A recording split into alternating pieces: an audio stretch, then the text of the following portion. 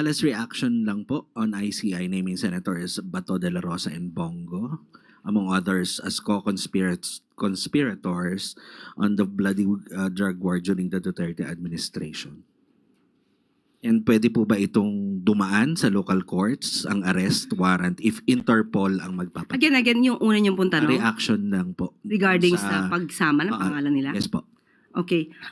Kung ito naman ay legal process na nanggagaling po sa ICC, hindi naman po natin ito maaaring pakialaman.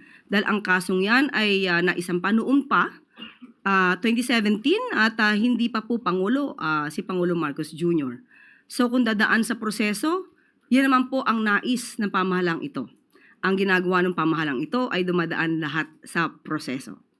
Ma'am, kung idadaan sa kung hindi na dumaan sa local courts and yung arrest warrant, kasi Interpol po ang magpapatupad. Is it possible? Nagawa na po before. At ang sinunod po ay ang batas na umiiral sa ating bansa at nakipag-coordinate po ang ating pamahalaan sa Interpol. Kaya po naipadala ang dating Pangulong Duterte sa The Hague. Will this result sa isa na namang kaguluhan ng mga supporters once may warrant na at handa ba ang gobyernong ipatupad ang warrant? Kinakailangan po bang magkagulo?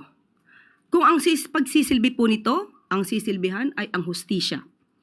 Ang pagsisilbi ng hustisya ay hindi naman po dapat na maging daan upang kampihan ang iilan o kakampihan ang ilang mga nasasangkot sa nasabing criminal complaint. At even before, ang kanila mismong kaalyado, walang iba kundi si Mayor Magalong, ang nagsabi mismo na mayroong mali sa execution sa EJK. Si Mayor Magalong na nagsilbing Oversight Committee Head ang umamin na maraming naging patayan na hindi nararapat. At ang ibang nasa listahan ay mga political rivalry di umano. At ito ay maling-mali. So kung mismong isang Duterte supporter nagsasabing mali ang nagawang EJK, hindi po ba dapat na lamang na maimbestigahan po talaga kung sino dapat na managot?